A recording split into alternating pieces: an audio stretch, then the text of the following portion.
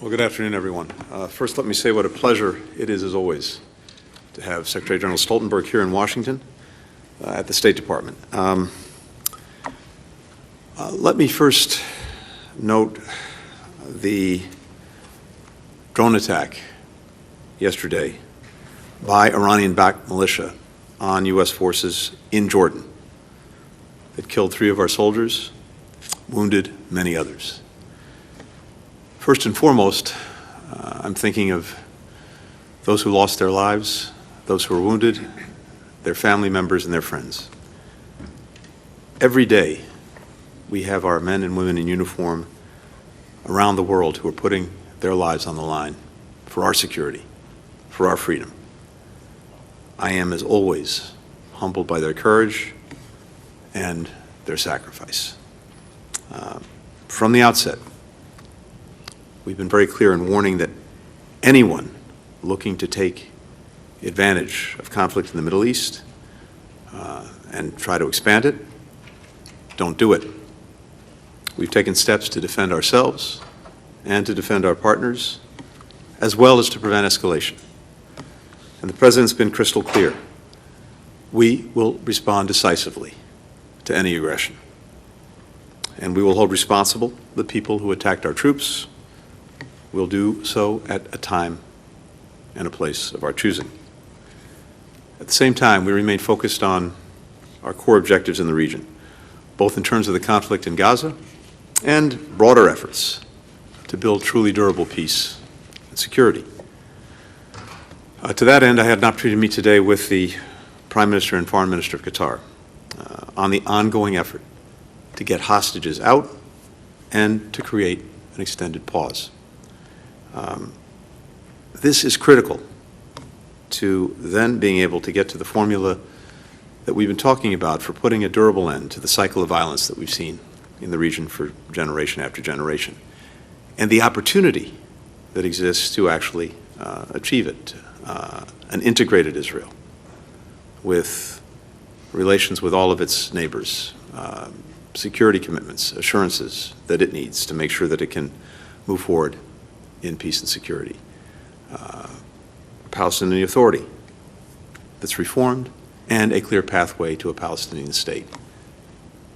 That vision and its realization can dramatically change the security circumstance for Israel, for the Palestinians, for all of our partners in the region, and at the same time, isolate the small number of actors who don't want to get there, who have a very different vision for what the future is, notably Iran, a different vision that we see playing out every single day, either directly by Iran or by its proxies. But the way to durable security is through a region that's more integrated, where the relations among its countries are normalized, and where the question of the rights of Palestinians is finally answered. Jens and I had an opportunity today, of course, to talk about the NATO summit and to talk about other matters relating to our alliance.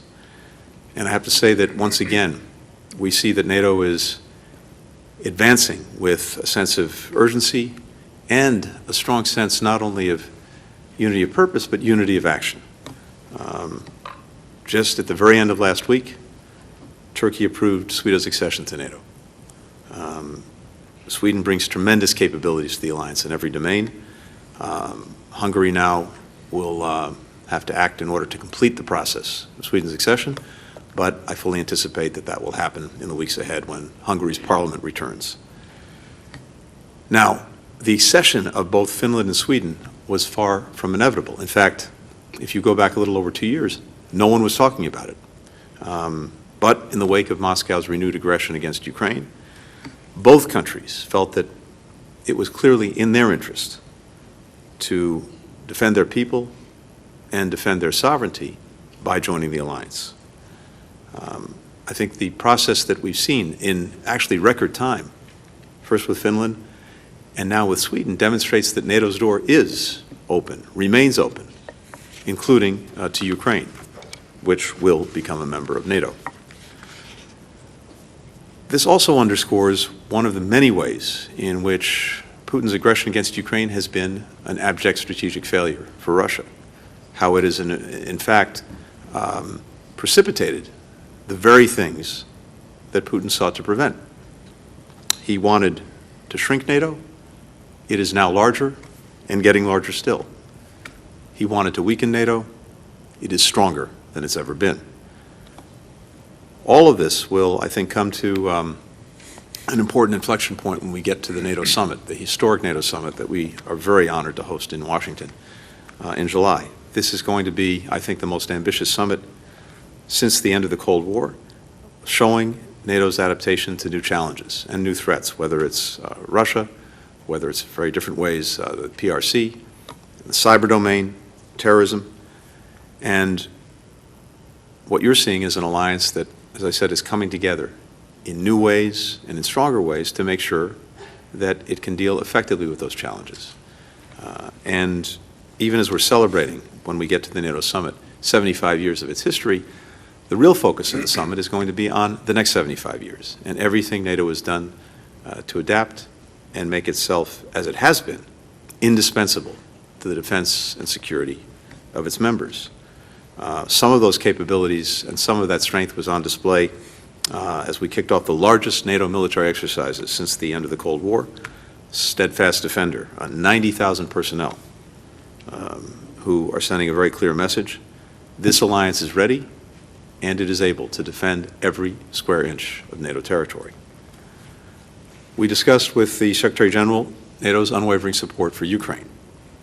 Last week, NATO signed a $1.2 billion contract to produce 220,000 artillery shells.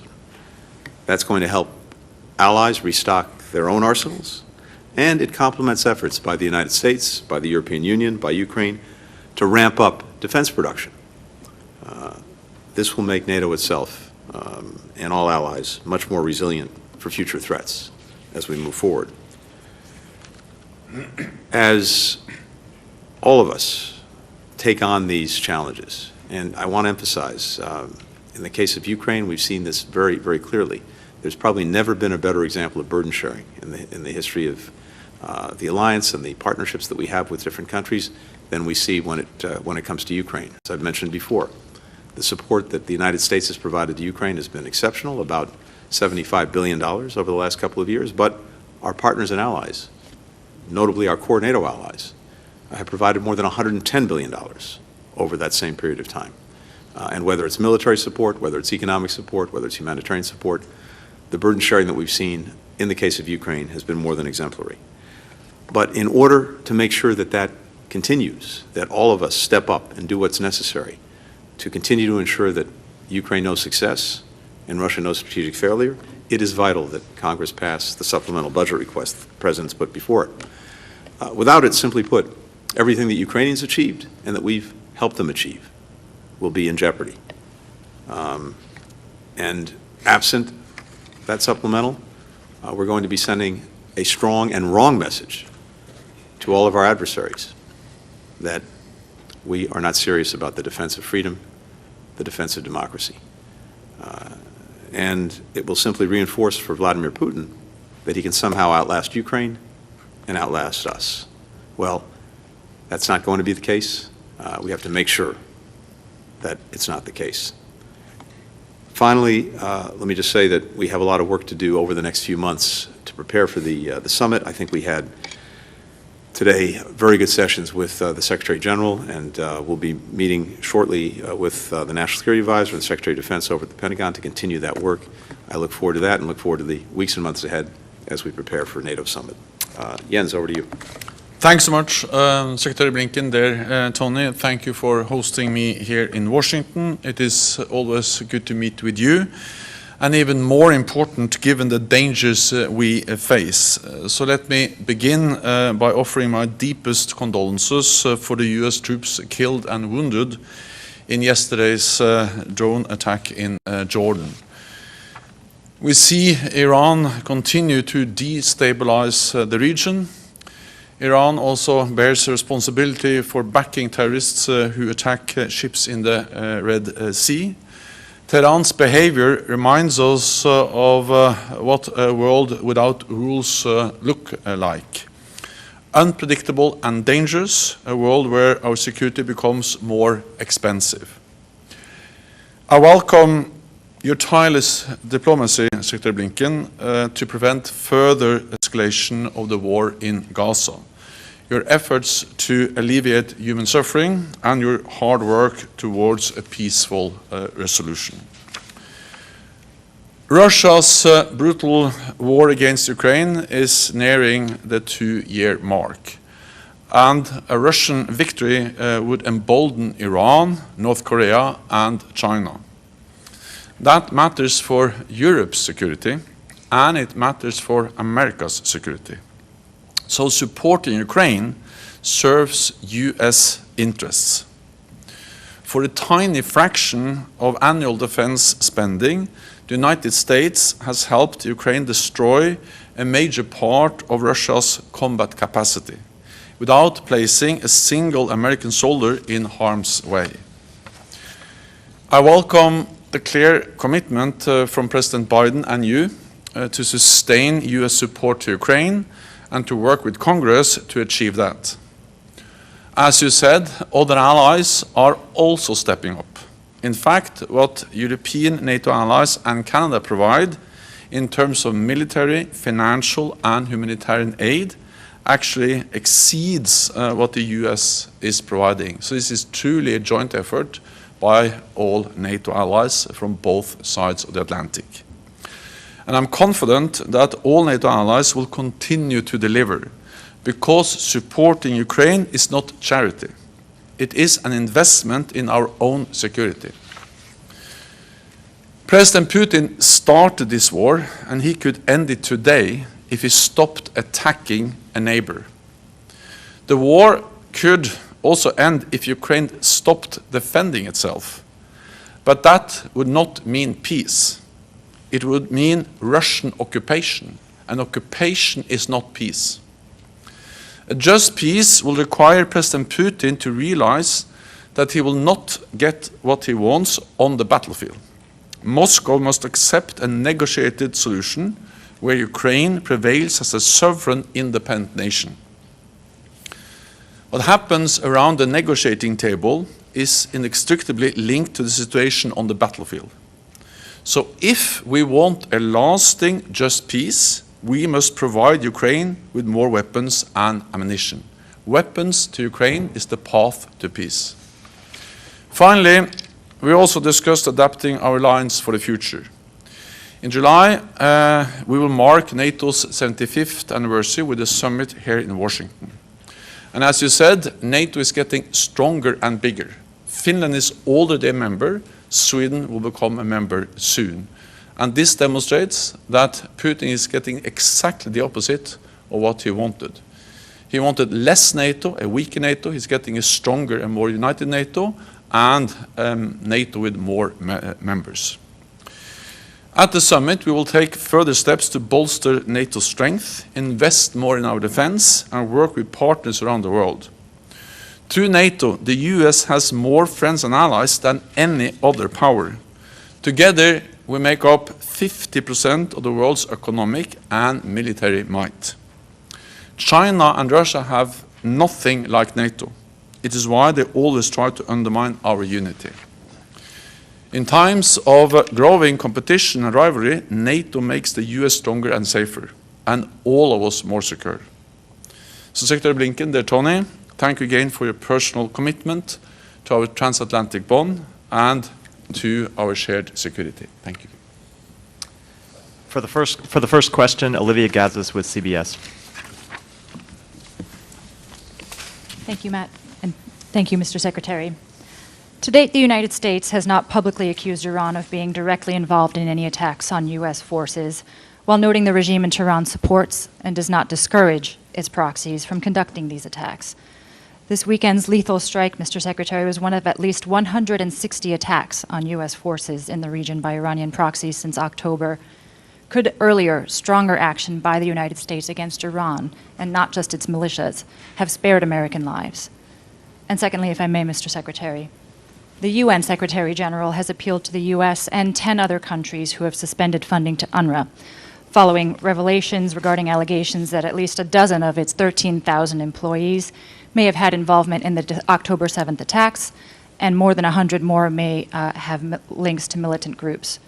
Under what circumstances and how soon could the U.S. consider resuming its support, considering this decision comes as Gaza is tipping into famine, and given your own personal and persistent appeals that humanitarian aid to Gazan civilians increase and not decrease? Mr. Secretary General, welcome to Washington. Welcome back. The United States Congress, as you well know, remains at a political impasse regarding continued aid to Ukraine, and the European Union is likewise struggling politically to restart the flow of resources into Kyiv. You yourself have said that Ukraine's spring offensive didn't lead to the results that many had hoped for. So how long does Ukraine's military have before the marginal successes that it did notch, when it enjoyed steadier resources from the West, risk being reversed by Russia, which seems to be enjoying growing support from the likes of North Korea and Iran? And briefly, Mr. Secretary General, I understand you'll be meeting with American lawmakers during this trip to Washington, much as President Zelensky did when he was here late last year. Is there a message you believe you can deliver to those lawmakers to make a timely difference in their decision-making? Thank you. Olivia, thank you very much, and thank you for also representing all your colleagues and making sure that you asked all their questions as well. Appreciate it. Look, first, I think it's very important to note that this is an incredibly volatile time in the Middle East. I would argue that we've not seen a situation as dangerous as the one we're facing now across the region since at least 1973, and arguably even before that. And that is the environment in which we're operating, and of course that was triggered by the horrific attacks of October 7th by Hamas against innocent men, women, and children. We've made very, very clear from day one that we're going to defend our people, we're going to defend our personnel, we're going to defend our interests, and that's exactly what we've done. We've taken action, and significant action, to deter groups, to degrade their capabilities in Iraq, in Syria, in Yemen. At the same time, the President's been very clear that we want to prevent broader escalation. We want to prevent this conflict from spreading. So we are intent on doing both. That is, standing up for our people when they're attacked, while at the same time working every single day to prevent the conflict from growing and spreading. And that's exactly what we'll continue to do. It's fundamentally what's in the interest of the United States, what's in the interests of the region, and I think what's in the interest of the world. But the President said this, I think, virtually from day one. To anyone who would try to use the crisis in the Middle East, the conflict in the Middle East, to sow further instability and to use it as an excuse to attack our personnel, we will respond. We will respond strongly. We will respond at a time and place of our choosing. And obviously, I'm not going to telegraph what we might do in this instance or get ahead of the President, but I can, again, tell you that, as the President said yesterday, we will respond. And that response could be multi-leveled, come in stages, and be sustained over time. With regard to UNRWA, the reports that we got last week, and UNRWA brought them to us, were deeply, deeply troubling. It is imperative that UNRWA immediately, as it said it would, investigate, that it hold people accountable as necessary, and that it review its procedures. I had a very good conversation with Secretary General of the United Nations, Guterres, last week when we were first made aware of these allegations, and we're going to be looking very hard at the steps that UNRWA takes, again, to make sure that this is fully and thoroughly investigated, that there's clear accountability, and that, as necessary, measures are put in place so that this doesn't happen, again, assuming the allegations are fully borne out. Certainly, we haven't had the ability to investigate them ourselves, but they are highly, highly credible. At the same time, and as you indicated, UNRWA has played and continues to play an absolutely indispensable role in trying to make sure that men, women, and children who so desperately need assistance in Gaza actually get it. And no one else can play the role that UNRWA's been playing, certainly not in the near term. No one has the reach, the capacity, the structure to do what UNRWA's been doing. And from our perspective, it's important, more than important, imperative that that role continues. So that only underscores the importance of UNRWA tackling this as quickly, as effectively, and as thoroughly as possible, and that's what we're looking for. I will meet members of Congress tomorrow, and of course I'm looking forward to discussing many issues with them, including Ukraine.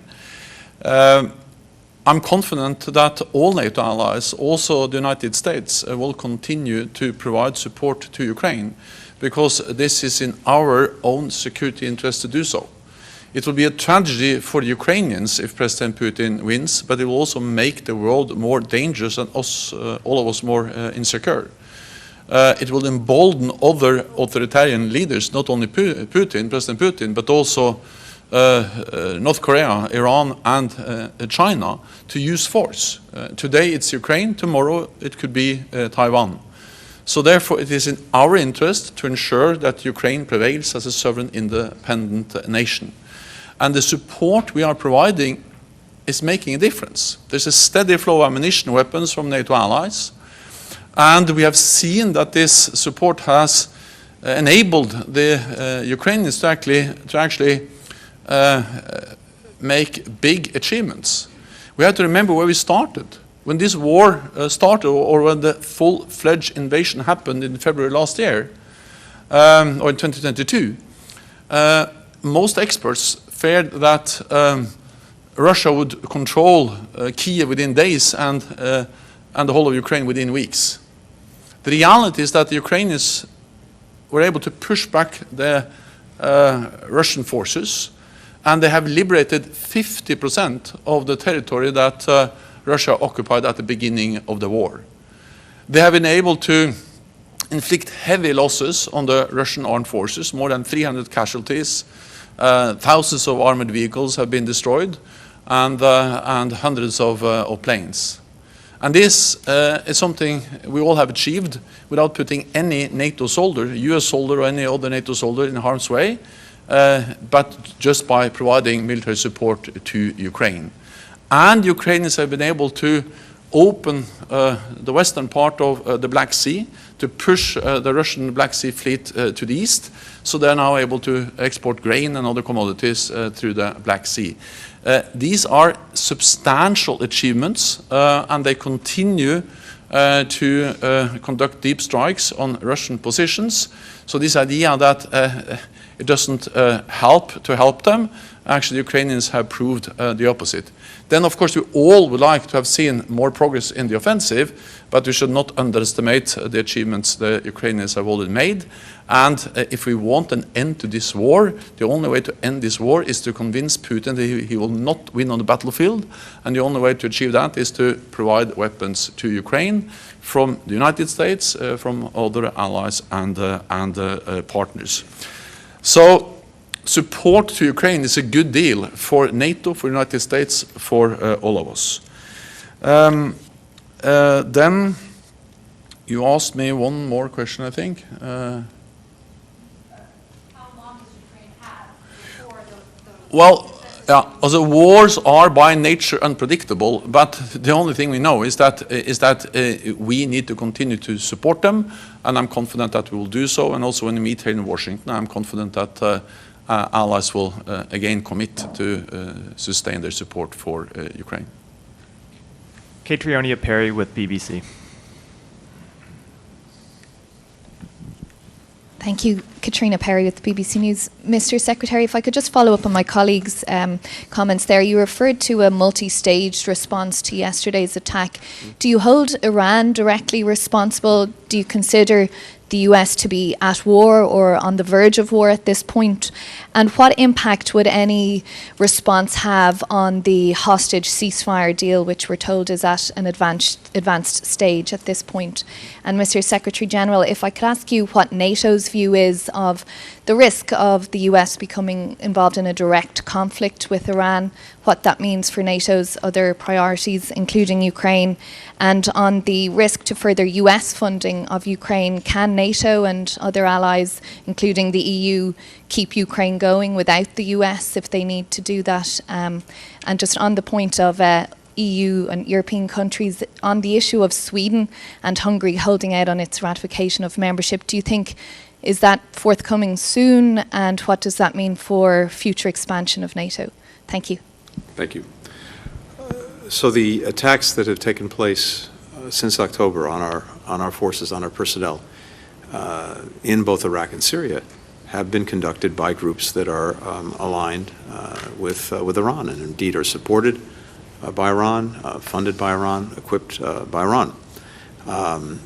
And I would note that the presence of our forces in both Iraq and Syria has nothing to do with Gaza, nothing to do with the conflict that's taken place since October 7th. It's the horrific attacks by Hamas, and everything to do with making sure that ISIS doesn't reemerge. That's why they're there. Something that Iran should share as an interest, but on the contrary, the groups that are aligned with it have been conducting these attacks. And as I mentioned, we do not seek conflict with Iran, we do not seek war with Iran, but we have and we will continue to defend our personnel and to take every action necessary to do that, including responding very vigorously to the attack that just took place. And as I mentioned, I'm not going to get ahead of where the President is. I'm certainly not going to telegraph the response, but as I mentioned, that response could well be multi-leveled. It could come in stages, and it could be sustained over time. At the same time, totally separately, we have been working to try to get hostages back out of Gaza, and at the same time to get an extended pause in. And that effort is something that we are very, very actively pursuing right now with, of course, our partners in Qatar and Egypt, as well as Israel. Those who are trying to expand the conflict, broaden the conflict, escalate the conflict, they may say that they're doing that somehow in response to Gaza, but every action they're taking really is to perpetuate the conflict and to expand it. They don't have the interests of anyone in mind except their own interests as they see them.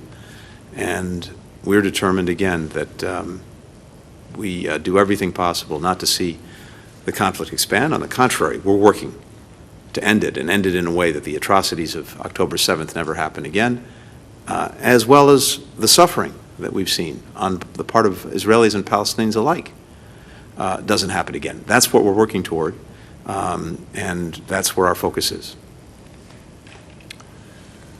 First, on the issue of Swedish membership, I welcome, of course, that Turkey now has finalized the ratification process with the decision in the parliament and also the signature from President Erdogan. This demonstrates that Turkey has followed up and delivered on what we all promised at the NATO summit in Vilnius last summer, and it demonstrates that NATO's door is open. I spoke last week with Prime Minister Orban of Hungary, because now Hungary is the only country that has not yet finalized the ratification process. Prime Minister Orban was very clear that he supports Swedish membership of NATO. He told me that the parliament in Hungary will reconvene at the end of February, and I expect also, in line with what he said, that the Parliament will then finalize the ratification shortly after that. So I'm confident that Sweden will be a full member of the alliance. That will make NATO stronger. It will send a clear message to Moscow, and it will demonstrate that it's for NATO allies to decide who is going to be a member. Moscow have no veto over NATO enlargement. Then on Iran, of course, Iran is responsible for destabilizing the whole region, threatening stability and security in the Middle East. It is repressive at home and aggressive abroad. We have seen this through many different attacks, and also the different proxy groups, terrorist groups that Iran supports. This underlines, of course, also the risk of escalation, and therefore welcome the efforts by the United States to address these risks. And it is important that we also realize that Russia and Iran are now aligning more and more. Russia is more and more dependent on drones from Iran. They've actually built a new factory in Russia based on Iranian drone technology. And in return, Russia is providing advanced technology to Iran. So it demonstrates how authoritarian regimes are now coming closer and closer. And the only answer to that is that NATO allies, all those countries that believe in democracy, have to stand together as we do in NATO. Alex Marquardt with CNN.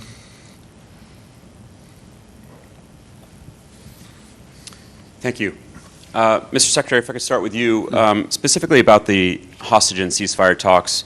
Can you share specifically what progress was made yesterday in Paris? The Qatari Prime Minister, after his meeting with you, he made it sound like a broad framework had been agreed to, and it was being taken to Hamas for them to take a look at.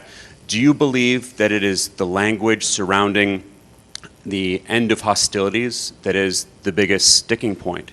And if you would also comment on to what extent Prime Minister Netanyahu's comments about no Palestinian sovereignty, his leaked recording about criticizing Qatar, his ministers talking about resettling Gaza, to what extent has that complicated these conversations over an eventual deal?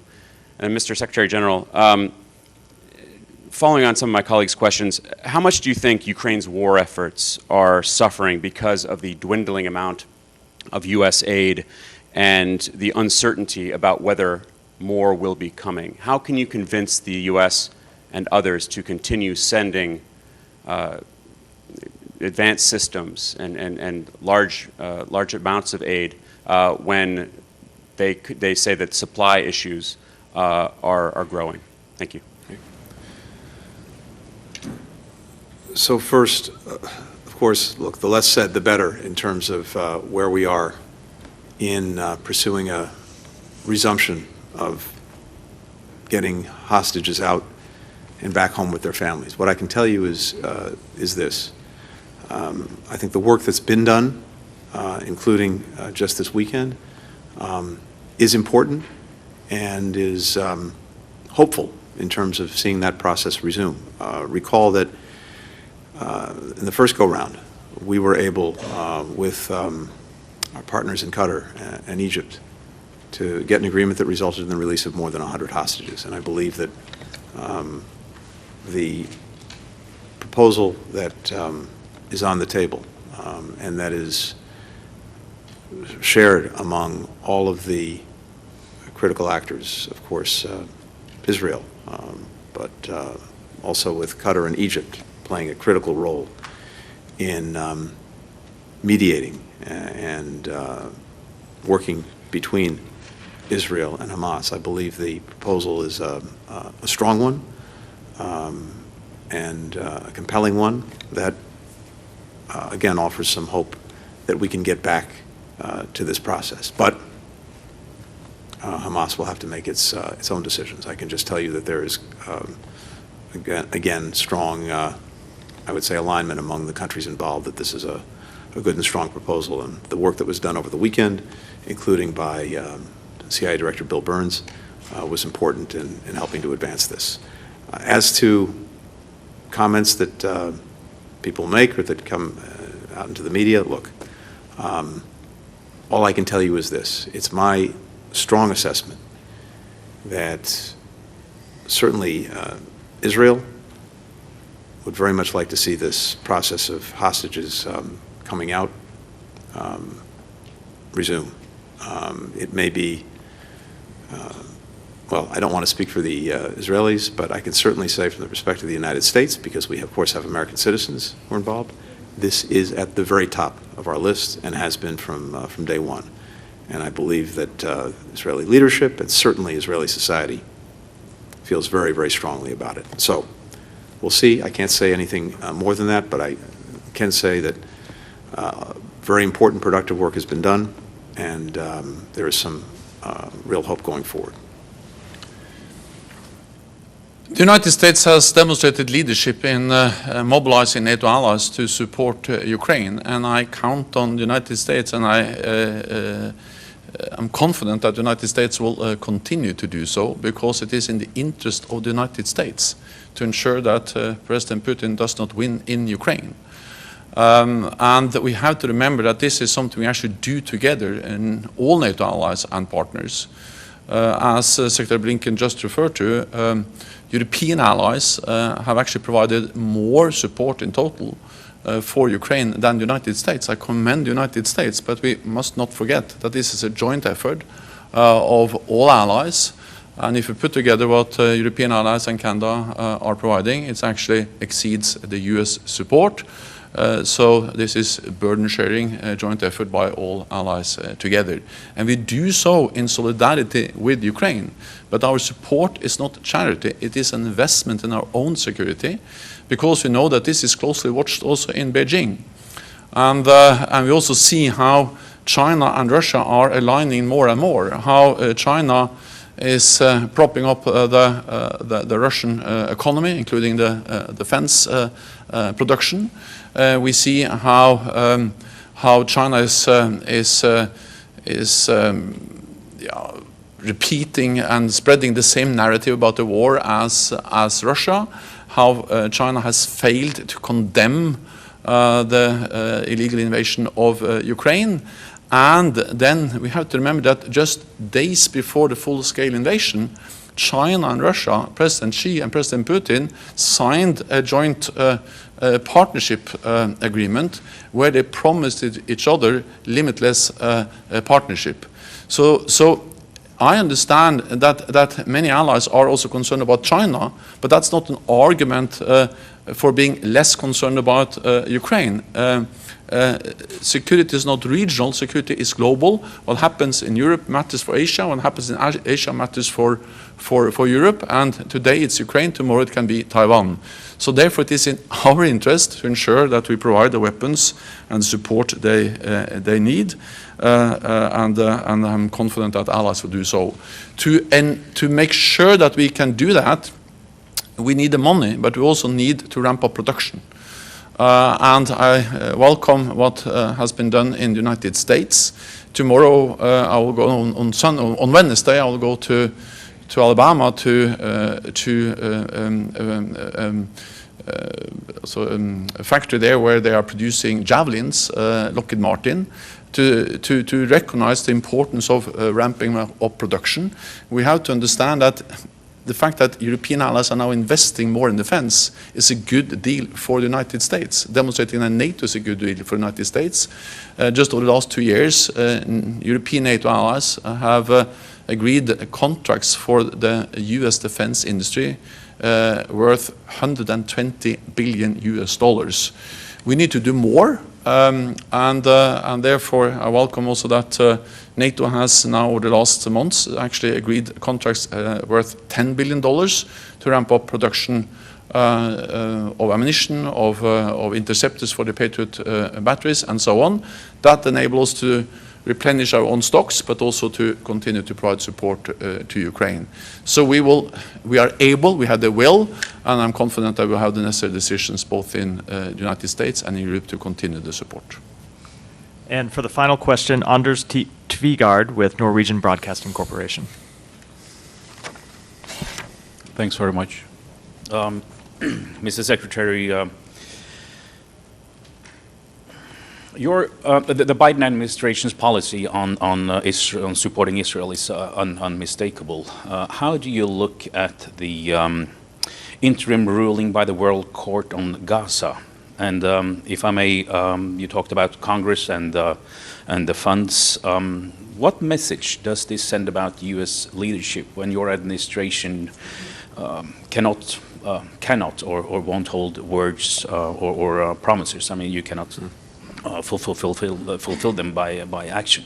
And Mr. Secretary General, Mr. Stoltenberg, you have now repeatedly warned about saying that China is watching the discussions over here about arming Ukraine. How does this play out? How will China use this? Thank you. Let me take the second part of your question first. I think you've heard both from me and from the Secretary General how critical this ongoing funding is, both from the United States as well as from our partners and allies around the world. And in fact, the EU, European Union, is also looking at additional support that it wants to provide to Ukraine, and that decision is also critical. I think these are mutually reinforcing. As Jens said, the fact that our own allies and partners have actually provided more than the United States, as much as we've already done, should reinforce the message to Congress as it's considering the supplemental budget request that we really do have what is so critical, and that is burden sharing, that this is a load that is being borne more than equitably among allies and partners. And by the way, not just in Europe, of course, we have key partners in other parts of the world, notably in Asia, who are participating in this. But equally, if the United States doesn't follow through on our commitments, then it's going to make it more difficult to have Europeans and others continue to do what they've already been doing. So I think it matters a lot, more than a lot. I think it's essential that we do make good on our commitments, and as we do, I'm convinced that allies and partners around the world will continue to do what they've been doing. And I also remain confident that in Congress we continue to have strong and bipartisan support for Ukraine. So let's see in the days and weeks ahead as this moves forward. There is no other magic pot of money, and we are now currently out of the military assistance that we've been providing to Ukraine, and we're even seeing some evidence of what that means on the battlefield. So it is absolutely vital, absolutely urgent that we do it, and it is important in the terms that you've laid down, which is what does this mean for our word and our leadership around the world. But I'm confident that as we do it, you will see the benefits of that leadership with many other countries, allies and partners alike, continuing to do what's necessary with us to defend Ukraine. With regard to the ICJ ruling, first, let me just say broadly that we continue to believe clearly that the allegations of genocide are without merit. We have consistently made clear to Israel, going back to the early days, the imperative of taking every possible step to protect civilian life, to get humanitarian assistance to those who need it, and also to address dehumanizing rhetoric that we've heard from some individuals. The court in this decision agreed with that. And the court's ruling is also very consistent with our view that Israel has the right to take action to ensure that the terrorist attacks of October 7th never happen again, in accordance with international law. So I can just say we took note of the opinion. We will continue to monitor the proceeding as it moves forward. China is not an adversary, and I welcome the fact that the United States and other allies engage with China in dialogue on issues of mutual concern like climate change and arms control. But at the same time, we have to take seriously the consequences for our security, the significant military buildup which China now is undertaking. And also the fact that the war in Ukraine is bringing China and Russia closer with the substantial support that China provides to Russia in different ways, and the promise of a limitless partnership in the midst of this brutal war aggression against Ukraine. Of course, the size of the Chinese economy, the significant military buildup, all of that is a challenge for all NATO allies, also for the United States. The United States is by far the biggest ally, but it is a great advantage even for the United States to have so many friends and allies as you have in NATO. No other major power, Russia and China, has nothing similar. The US represents 25% of the world's GDP, but together with NATO allies, we represent 50% of the world's GDP and 50% of the world's military might. So there's no reason why the US should deal with China alone. Together we are so much stronger. It demonstrates that NATO is a good deal for the United States. It's good for all European allies, but also for the United States. So therefore, one of the messages from the summit next summer, I expect, will be that we need to stand together in a more dangerous world. NATO is more needed than ever because we live in a more unpredictable and dangerous world. Thank you. Thank you. Thank you. Thank you so much.